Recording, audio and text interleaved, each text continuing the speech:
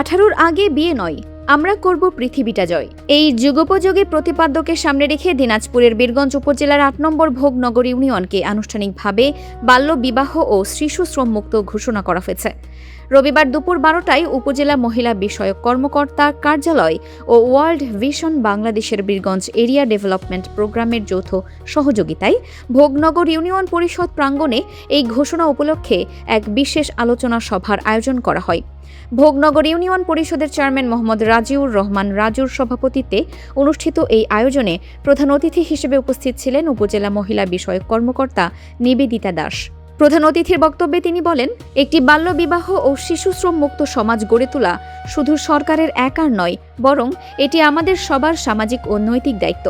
অল্প বয়সে বিয়ে হলে মেয়েদের শিক্ষা যেমন ব্যাহত হয়, তেমনি স্বাস্থ্য ঝুঁকি বাড়ে এবং তাদের স্বপ্ন ও সম্ভাবনা নষ্ট হয়ে যায়। উল্লেখ করে তিনি আরও জানান, শিশু শ্রমও শিশুদের স্বাভাবিক বেড়ে ওঠা ও শিক্ষার পথে বড় বাধা সৃষ্টি করে।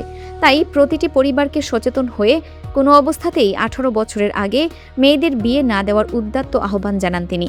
ভোগনগর ইউনিয়নকে বাল্য বিবাহ ও শিশু শ্রম মুক্ত ঘোষণার এই অনন্য অর্জন ধরে রাখতে প্রশাসন, জনপ্রতিনিধি, শিক্ষক, ধর্মীয় নেতা ও অভিভাবকদের একসঙ্গে কাজ করার ওপরও জোর দেন বক্তারা। অনুষ্ঠানে বিশেষ অতিথি হিসেবে বক্তব্য রাখেন ওয়ার্ল্ড ভিশনের অ্যাক্টিং ম্যানেজার সাধন দাস, প্রোগ্রাম অফিসার ডরিস লিয়া হাসদা, ইউপি সচিব মোহাম্মদ ইয়াকুব আলী এবং ইউপি সদস্য সাব্বির হোসেন রয়েল সহ আরও অনেকে।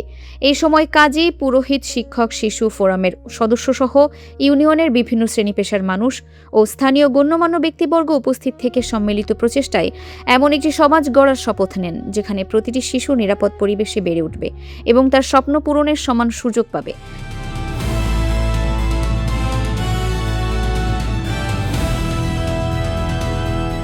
দিনাজপুর টিভি, মানুষের জীবনের কথা বলে।